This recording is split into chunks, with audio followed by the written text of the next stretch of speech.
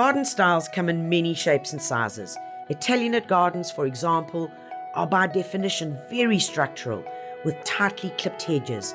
Stylish lines draw the eye through the landscape, and they tend to have little or no colour, relying on their tight structures, flowing lines, and carrying textures to excite the senses.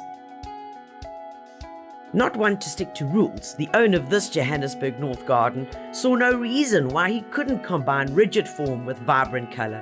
The results of his transformation of a near derelict garden prove that he was spot on. Apart from aiming to have his garden reflect his personality, he also implemented the outside-in and inside-out approach. When the new owner moved in about 5 years ago, it didn't matter too much that the garden had fallen into a sad place. Because it had some decent bones, the owner, with the help of his trusty gardeners and some specialist contractors, got stuck into the revamp. Like all good gardeners know, the state of your soil is the key to happy and healthy plants. All the beds were trenched, tons of rubble and stone were removed, and then replaced with a mixture of topsoil, manure, and compost. As you walk through the garden, it becomes clear that water plays an important role. Apart from the large water feature in the main garden, each room in the house has its own private little courtyard and its own little water feature. The effect is the constant soothing tinkling of water, whether you're inside the house or outside in the garden. Once the meticulous prep work was done, it was time for the plants. With over 500 plants potted up from his previous garden, each one needed to find a spot in the new garden. Evident when looking at this garden is the owner's love for roses.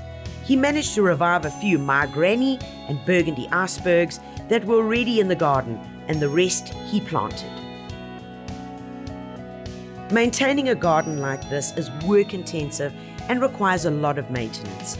Hedges need to be trimmed regularly, and plants in close vicinity need to look the part to avoid your eye being drawn to them.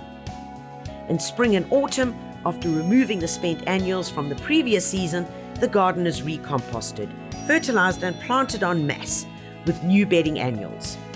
Each season's look is dictated by the owner's mood, drawing on what annuals and perennials speak to him at the time of selection. To get the most out of the flowering plants means that they have to be constantly deadheaded to encourage more blooms. To ensure the plants put on a show, a garden also enjoys a weekly feeding of water-soluble fertilizer. A prime example of using an established design style and making it work for you. Simply beautiful.